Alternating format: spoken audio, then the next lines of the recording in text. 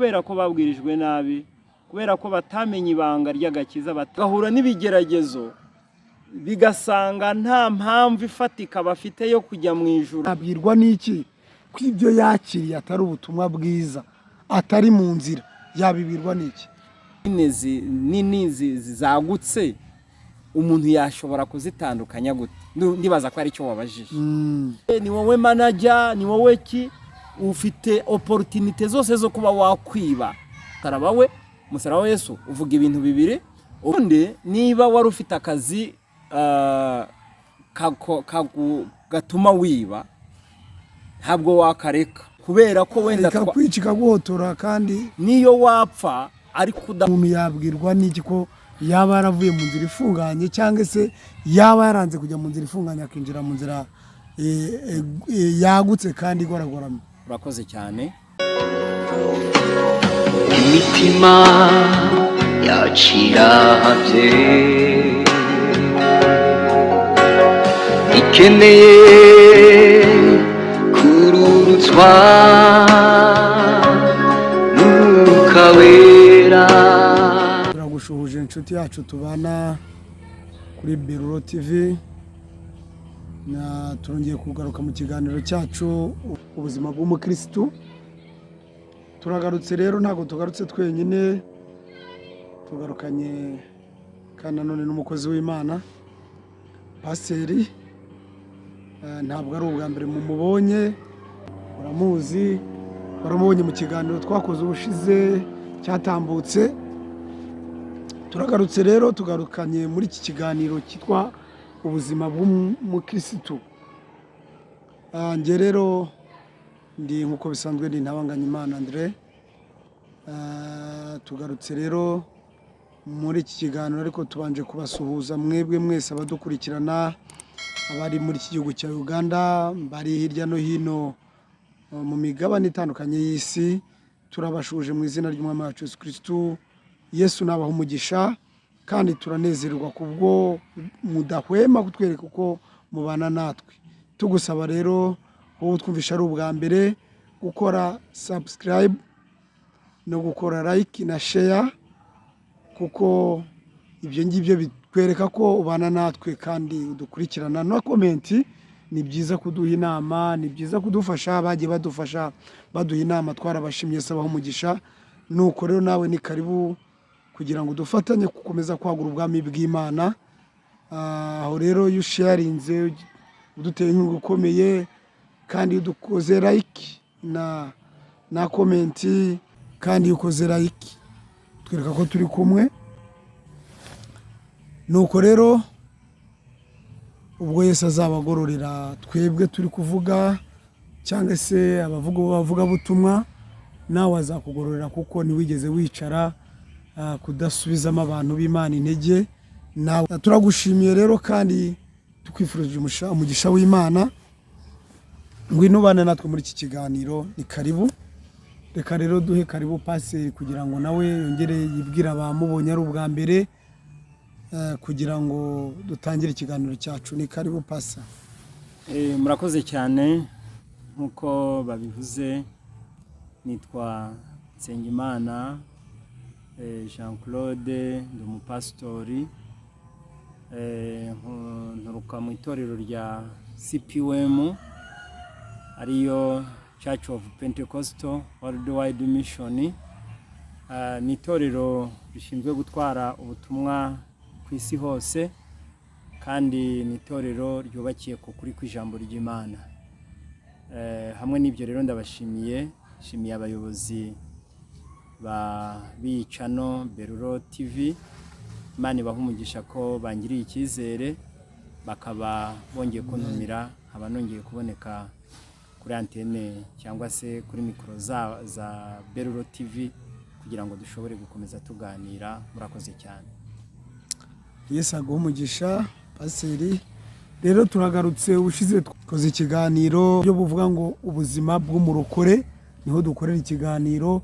Ariko mu buzima bw'umurokore wari wagaragarije abantu agakiza, umuntu yinjira mu gakiza ryari, gitera umuntu gufata umwanzuro wo kujya mu gakiza. Kabiri uvugamo, wavuze ingingo zigera kuri enye. impamvu itera umuntu gukizwa. Kabiri uvuga umwiteguro w'umurokore. Gatatu uvuga ibyangombwa by'umurokore. Kane uvugana ni naho azajya, ariko twavuze ku ngingo zigera kuri ebyiri. iya gatatu n'iya kane ntabwo twabivuze ku bw'umwanya wari muto, ariko n'ubu ngubu kuko dushaka kugira ngo ubanze usobanurire abantu neza impamvu itera umukirisitu, itera umuntu kuba umukirisitu, cyangwa itera umuntu gukizwa, cyangwa itera umuntu kuba umurokore. Kuko impamvu bivuze mu ngingo zigera muri eshatu ni uko hari igihe umuntu avuga ko ari umurokore ariko atarakijijwe. Hari igihe kandi umuntu avuga ko akijijwe ariko atari umurokore. N'ibyo nabyo wenda tuzongera tubisobanure neza, ariko mu ngingo imwe ni ukuvuga ngo gukurikira Yesu Kristo nk'umwami w'ubugingo bwe. Turagira ngo rero wongere usobanurira abantu muri izi impamvu zishobora gutera umuntu gukizwa, wongere uyisobanuye neza, cyangwa se gukurikira Yesu. Ni karibu, ariko turagira ngo utangire usenga kugira ngo tujye imbere y'Imana. Imana ariye iyobora gahunda zacu. Murakoze cyane. Mureke twicishe bugufi hanyuma dusenge Imana. Nyakubahwa Imana ya Abrahamu, Isaka na Yakobo, turagushimye, turaguhimbaje muri aka kanya. Tugushimiye ko ngiye kuduha izi mbabazi zawe, kongera ukaduha akanya keza ko kuboneka imbere y'ubwoko bwawe kugira ngo dushobore kuganira amagambo yawe. Mana yacu nushimwe kandi uhabwe icyubahiro. Tukuragije rero iki kiganiro tugiye kugirana na bene data, ndasabye kugira ngo ukeze kandi ukibonekemo, kibicyungura ubugingo bw'abantu bawe. Niko byose tubyambaje mu izina rya Yesu, amen. Amen. Ni karibu rero usobanurira abantu ingingo ya mbere muri ziriya ngingo enye twari twavuzeho, impamvu itera abantu gukizwa. Basobanuye Bibiliya icyo bivugaho mu ngingo zose kugira ngo abantu babashe gusobanukirwa, umuntu arebe mbese umwanzuro yaba yarafashe yaba ari uwe mu bitekerezo bye cyangwa ijambo ry'Imana icyo rivugaho. Buri muntu abashe kwireba, kuko iyo ijambo ry'Imana tubura ko Bibiliya ari indorerwamo buri muntu wese yireberamo. Ni karibu. Murakoze cyane. Ubundi aya ni amagambo akomeye kandi ni amagambo akwiriye kwitabwaho cyane, kuko icya mbere ni uko urugendo ari ikintu gikomeye, ni ikintu gisaba imbaraga, ni ikintu gisaba ubutunzi. Byaba rero biteye akaga kugira ngo umuntu abe yarashyizemo imbaraga zose, abe yariyirije ubusa, abe yaratanze ubutunzi bwe, atanga amaturo, agatanga n'ibindi byose kugira ngo azajye mu ijuru, ariko yamara akazaheruka atakiriwe mu bwami bw'Imana kuri wa munsi wa nyuma. Cyaba ari ikibazo gikomeye cyane. Akaba ari nayo mpamvu tuje kugira ngo ahari dutanga umucyo, dutanga ubusobanuro kuri ibi bintu, kugira ngo hatazagira abantu bazirukanwa ku munsi w'imperuka, bazirukanwa mu maso ya Yesu kandi bari basanzwe ari abakristo, bari basanzwe baba mu nsengero basenga, ariko kubera ko babwirijwe nabi, kubera ko batamenye ibanga ry'agakiza, batamenye ibanga ry'urugendo, ahari bakazasoza bibagendekeye nabi. Yandi magambo rero nicyo kituzanye kugira ngo tunonosore, turebe neza iby'uru rugendo, turebe urugendo twatangiye, ese ni ibiki rusaba, ese kugira ngo mu iherezo ryarwo tuzashobore kwakirwa ni ibiki bisabwa. Ingingo rero ni nyinshi nk'uko mwene data bivuze. Ingingo ya mbere twavuzeho ubushize yari impamvu z'urugendo. Ingingo ya kabiri twavuze ko ari imyiteguro. Ingingo ya gatatu twavuze ko ari ibyangombwa by'umukristo.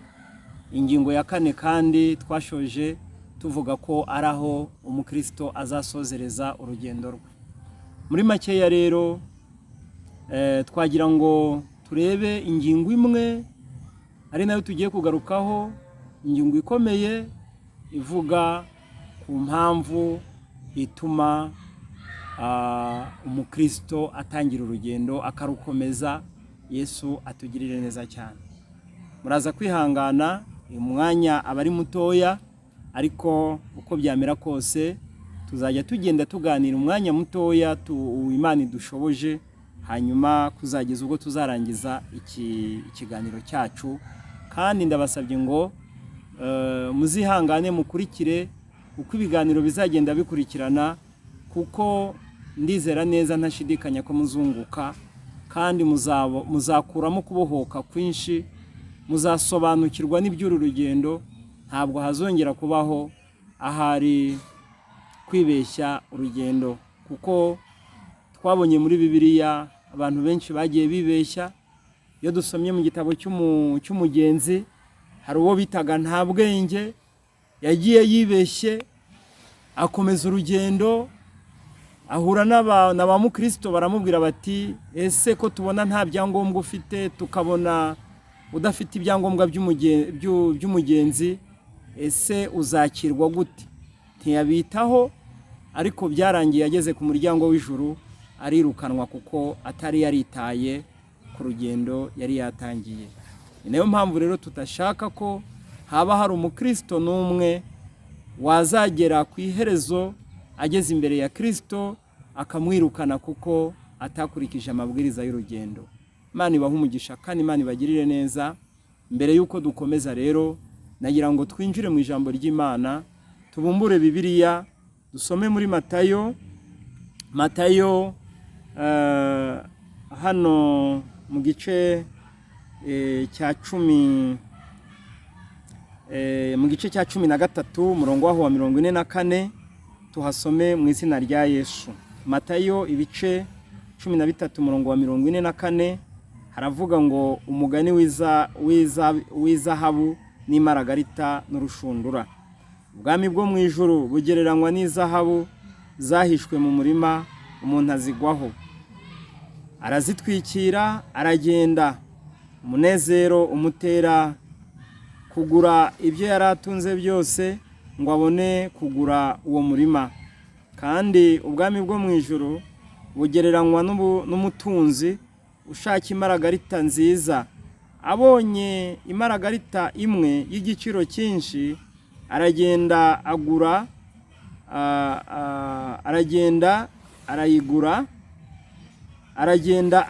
ibyo yari atunze byose ngo abone kuyigura.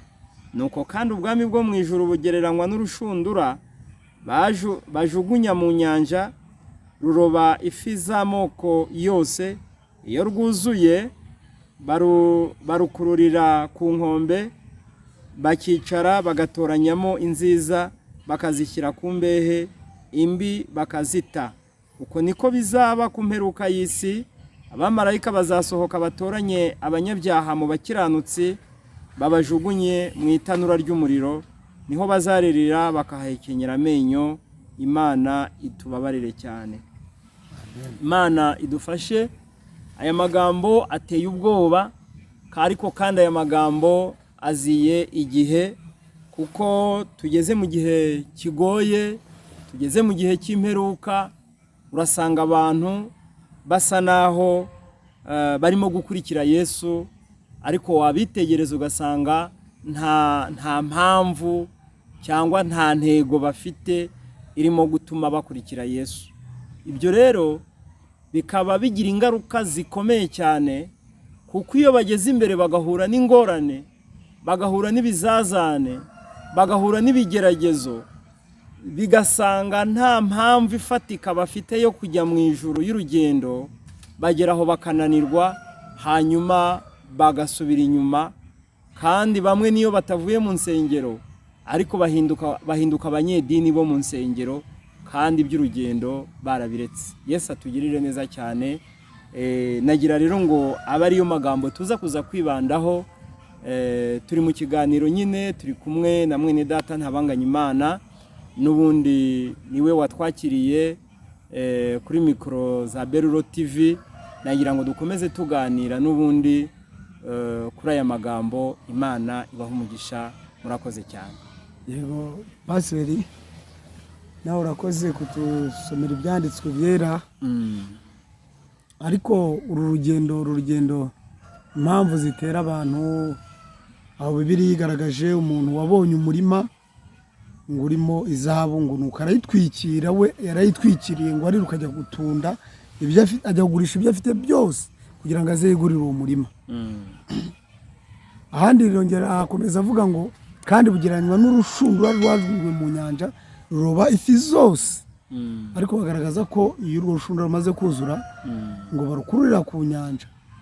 Muri make niko bizagenda agakiza nikamara abantu Imana ikeneye bamara kuzura umubare runaka nibwo izarahamagara bayo bagataha. Turagira ngo rutangariza abantu iyi nzira cyangwa se uru rugendo, kuko ubushize watangarije abantu ko urugendo barutangira ko ari ukwihana bakakira Yesu Kristo umwami n'umukiza w'ubugingo bwabo.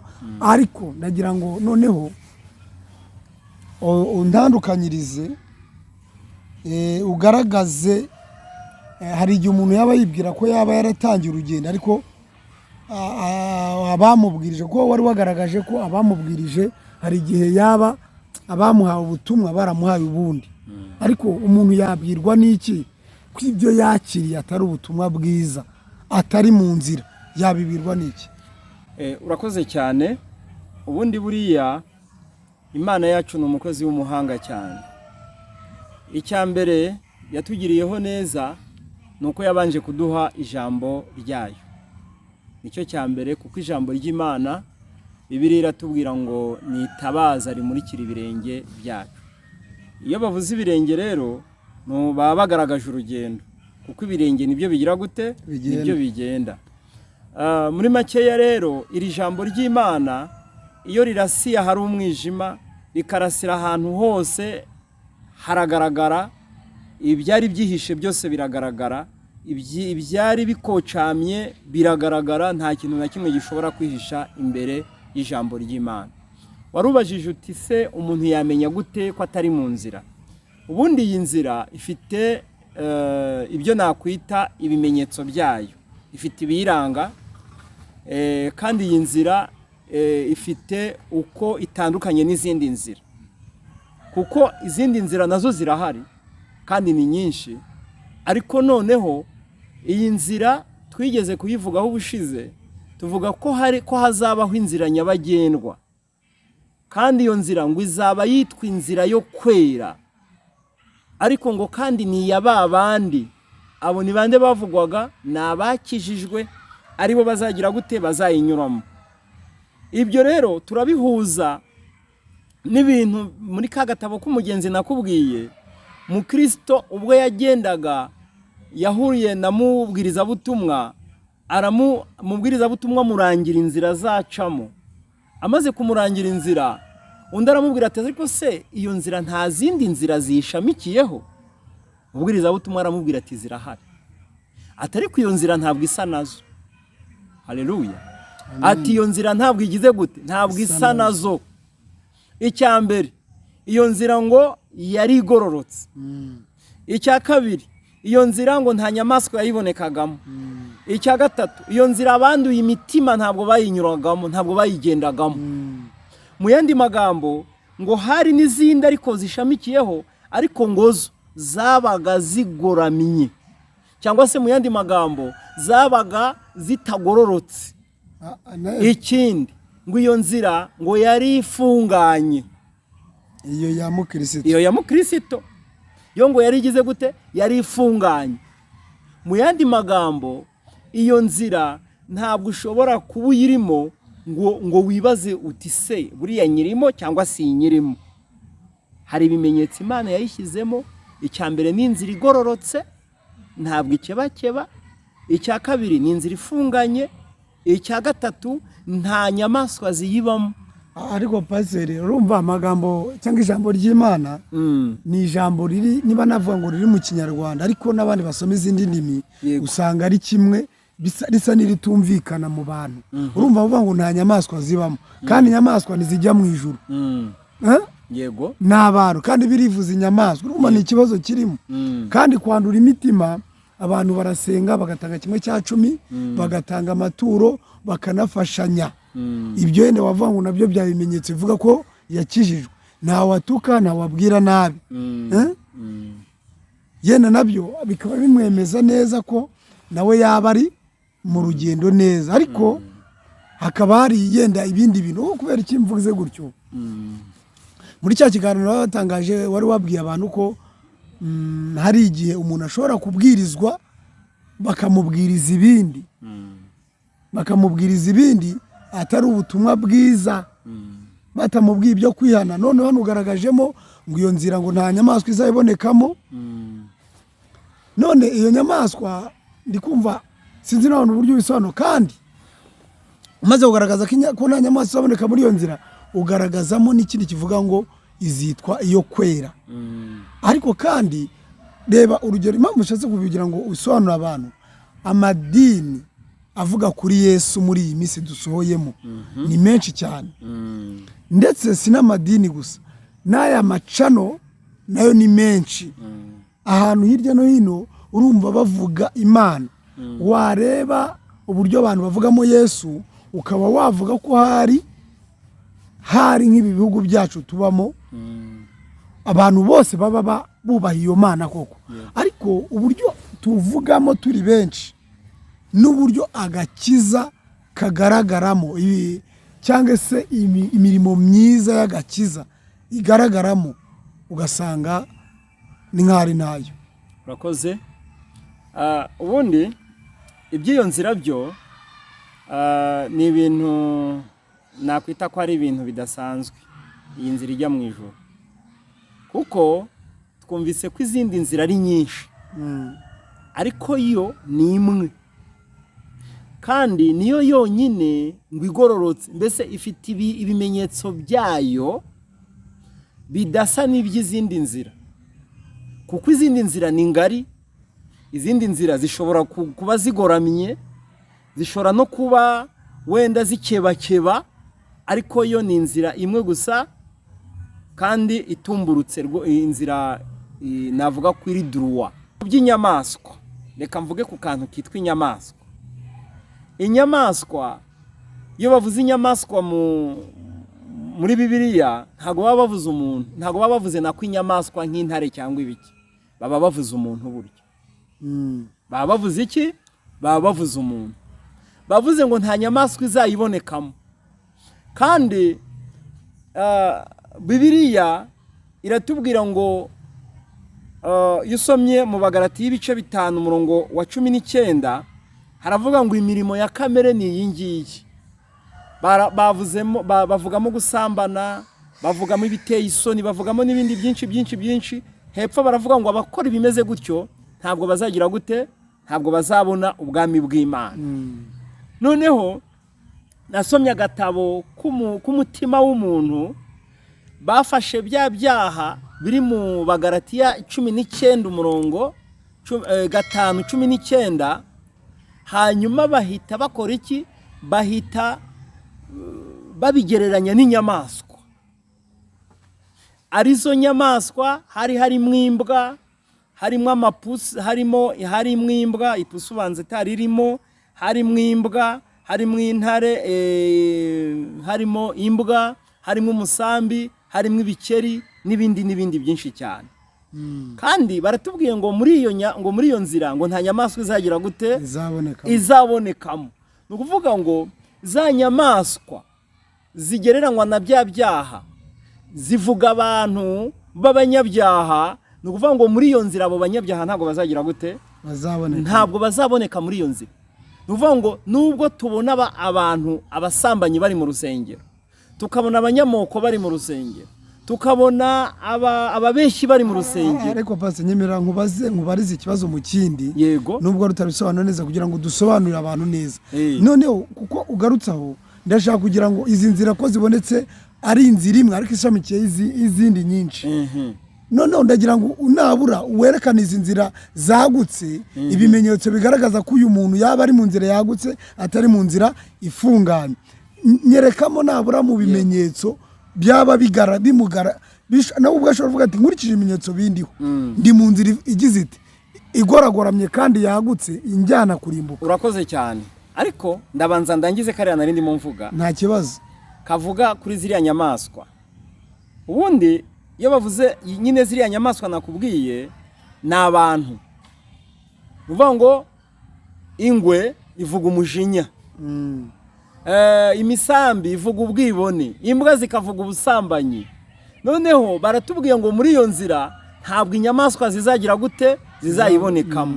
Nuvuga ngo abo bantu bagereranywa n'izo nyamaswa z'ibyaha, zigereranya ibyaha, ntabwo bashobora kuzaboneka hehe muri iyo nzira.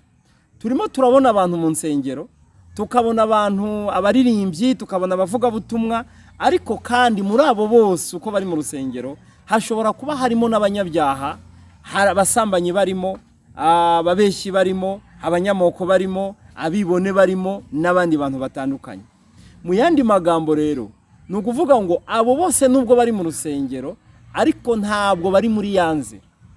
Bari mu rusengero ariko ntibari mu rusengero ariko ntabwo bari hehe ntabwo bari mu nzira, kubera ko batubwiye ngo muri iyo nzira nta nyamaswa izagira gute izinjiramo. Yesu atugirire neza cyane. Aha, ubwo rero ndashaka guhita ninjira kuri cya kibazo wagize gute wabajije. Wavuze ngo mbese ko hari inzira igororotse hakabaho n'izindi nzira nyine nini zagutse, umuntu yashobora kuzitandukanya gute? Ndibaza ko ari cyo wabajije. Ubundi cyangwa yabwirwa n'iki ko ari muri ya nzira ntoya, cyangwa se ko ari muri ya nzira nini? Turi mu kiganiro ubuzima bw'umukristo. Yego. Kandi turi mu itangira ry'umukristo. Yego. Hari umuntu yabageze kure, birakageze kure mu myaka, ariko asa n'ukiri ku ntangiriro. Yes. Nagira ngo rero bugaragarize umuntu ibimenyetso bimwereka ko ari mu nzira yagutse, atari mu nzira ifunganye. Yes.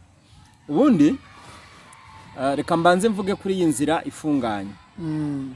Yesu yaravuze ngo ushaka kunkurikira niyikorera umusaraba we, narangiza agire gute ankurikire. Ubundi ipfundo niho riri, yikorera umusaraba we kandi yiyange, narangiza agire gute ankurikire. Kwikorera umusaraba, kwiyanga, wamara ugakurikira Yesu. Aho ngaho kwikorera umusaraba, kunyura mu kwiyanga, nicyo kigaragaza guca mu nzira igize gute mu nzira ntoya. Kubera iki? Paze niba ari byo kwikorera umusaraba, hari abantu tujya tubona buri mwaka bikorera imisaraba minini. Ubwo rero uraza buri abantu bari bo bari mu nzira. Icyo nicyo nashatse gusobanura. Imisaraba barayikorera minini cyane, bagakora ingendo ndende hano muri iki gihugu. Yesu yaravuze ngo igihe kizagera abasenga data ntago bazaba bakimusengera kuri wa musozi, ahubwo abazasenga data by'ukuri bazasenga data mu kuri no muki no mu mwuka. Ni ukuvuga ngo mwiri sezerano rishyashya, iri sezerano rishya ntabwo tukikorera imisaraba y'ibiti, nta nubwo tukinyura muri izi nzira zitunyuramo n'amaguru, ahubwo iyo bavuze umusaraba ni ukuvuga ngo ni agakiza gakubiyemo imibabaro yindi ya Yesu, gakubiyemo kwiyanga, gakubiyemo guhura n'ingorane n'ibigerageza, ariko tukagira gute tukabyihanganira. Nuko ya mibabaro ya Yesu tukayikorera, hanyuma tukagendana nayo kuzageza ubwo Yesu azaturuhura. Pastor anyihanganira, mfite ibibazo byinshi cyane.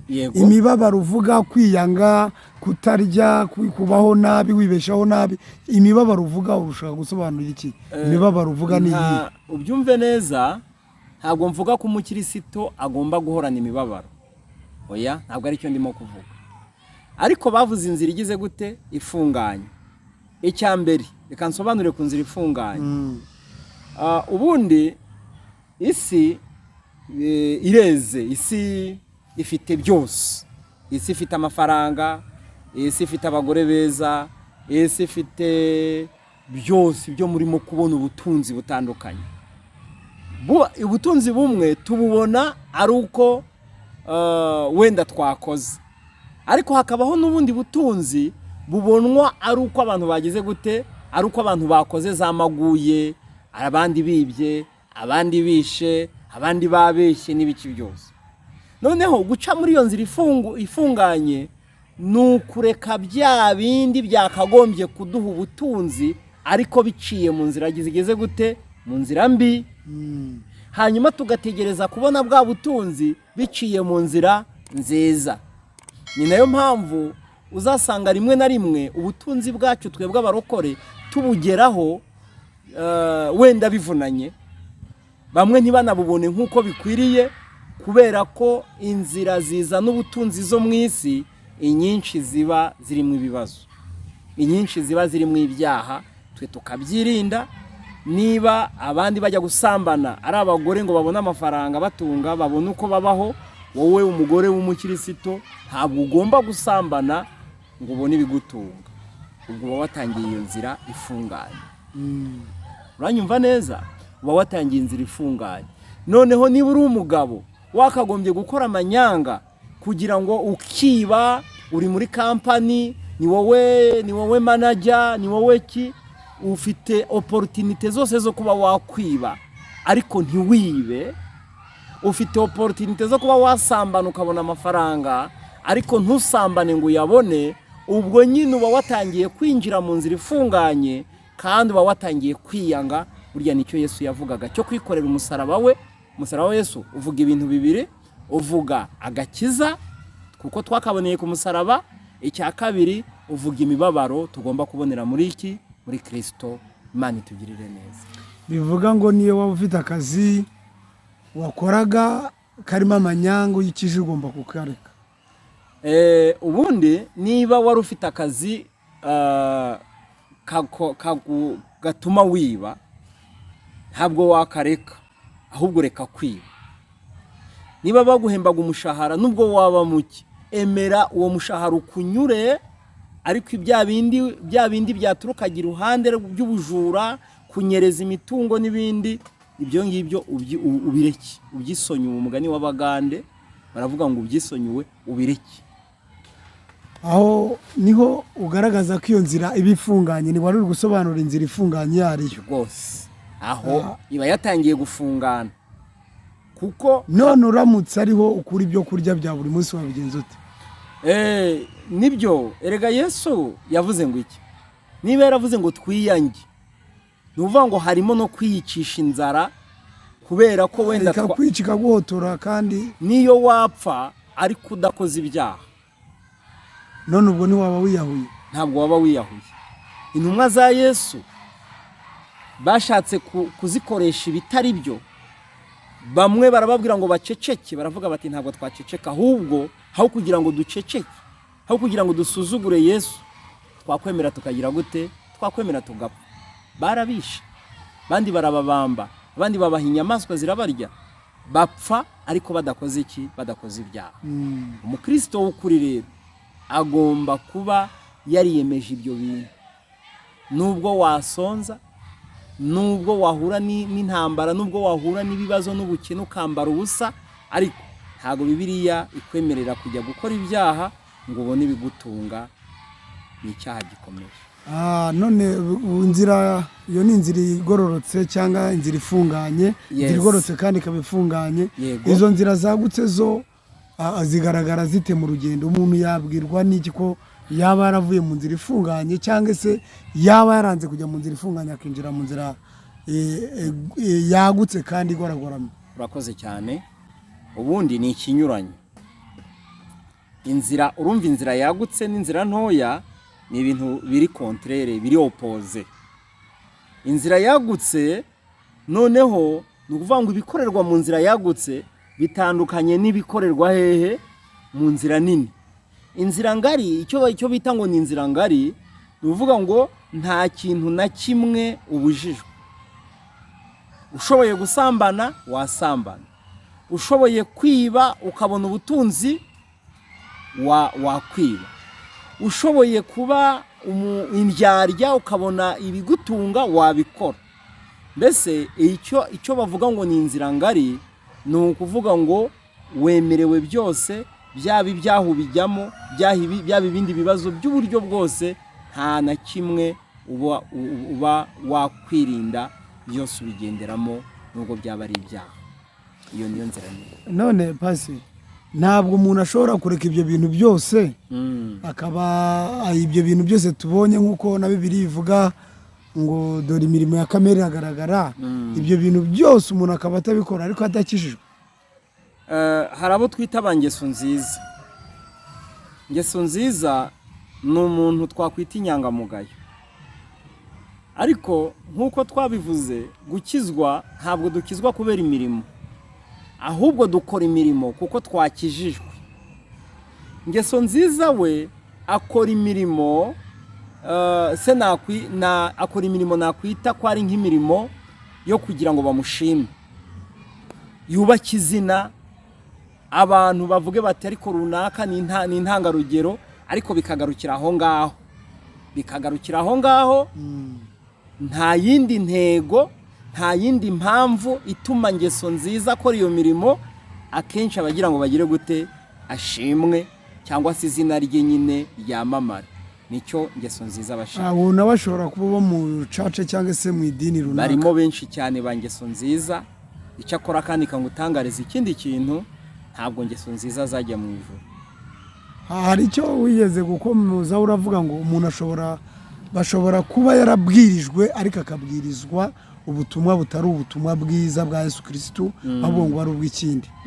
Baba bari muri abo? Baba bari muri abo.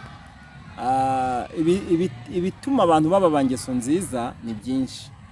Nakubwiye impamvu, twigeze kuvuga ku mpamvu ituma abantu baza mu rusengero. Naguhaye urugero rw'umukobwa ushobora kuba ari iwabo, akaba ageze igihe cyo gukora ubukwe, cyo gushyingirwa, ariko atarabona umufiyanse, ariko yarangiza akavuga ati no, kugira ngo nzabone umufiyanse nuko nabanza ngakizwa. Nta muntu wo kuba umukobwa, wo kuba undi umukobwa ngo kandi mbaho ntakijijwe, noneho ntafite umugabo, akaza mu rusengero atari uko afite intego yo kujya mu ijuru, ahubwo akaza mu rusengero kuko abona ko mu rusengero ariho azabonera ibyo ashaka, ariho azabonera uwo mugabo ndetse mwiza utamurwanya, ariho azabonera inshuti nziza zidasinda, zitanywa inzoga, cyangwa azabonera umugore, cyangwa se ni umusore niho azabonera umukobwa utazamuca inyuma, utazamurushya, kuko abakobwa bo mu rusengero baba bakijijwe nyine, akaza ariyo ntego afite. Mu yandi magambo rero, uwo nawe yaba mu rusengero akaniyorobeka, akanakora imirimo, yewe ntatongane, ntarwane, ntakore iki, ariko ntibimubuze kuba adakijijwe. Byose birashoboka. Murakoze cyane rero, nagira ngo utange inama, ikiganiro tugiranye cyiza cyo kugaragaza inzira iyo ariyo n'umuntu yaba uyirimo n'uburyo yakwitwara. Mutanga inama rero kuri aba bantu bamaze kwakira Yesu, yaba bari mu nzira, yaba n'abari muri iyo ngiyo igoragoranye, icyo bakwiriye gukora. Inama ya mbere natanga ni ikijyaniranye n'uko abantu basubiza amaso inyuma, bakareba impamvu yatumye bava mu byaha, impamvu yatumye bajya mu rusengero. Iyo mpamvu umuntu yakagombye kuyirebaho, akavuga ati jyewe wa munsi wa mbere naje gusenga nari mfitiye iyihe mpamvu? Ese naje mu rusengero kubera ibintu cyangwa kubera abantu, cyangwa se naje mu rusengero kubera gushaka Imana? Iyo ni impamvu ya mbere. Ni inama nagira abantu. Inama ya kabiri kandi nagira ngo mbwire abavugabutumwa babwiriza, bagerageze babwiriza abantu ubutumwa bwiza bwatuma bisuzuma, bwatuma bamenya iby'uru rugendo, bwatuma abantu bahinduka, noneho bakaba abagenzi nyabagenzi bafite ibyangombwa bihagije. Murakoze rero, Imana ibahe umugisha. Nagira ngo dusozereze ahangaha cyangwa se duhinire ahangaha, ubwo naho ubutaha. Imana ibahe umugisha. Ni karibu dushyira imbere y'Imana n'ubundi dusoza ikiganiro cyacu. Mwami, turagushimye, turaguhimbaje, tugushimiye akanya keza uduhaye, tugushimiye amagambo tuganiriye n'ubwoko bwawe, tugushimiye ko Uwiteka Data tuyoboye muri iki kiganiro. none muri aka kanya turakwiragije Mana, turinde kandi urinde abantu bawe abazumva iki kiganiro bose n'abarimo kucyumva. Mwami, kibabere impamba n'urwego bizabageza iwawe mu ijuru. Urakoze kubyumvise kandi kubikoze rwose, byose niko tubyambaje mu izina rya Yesu Kristo. Amen, amen.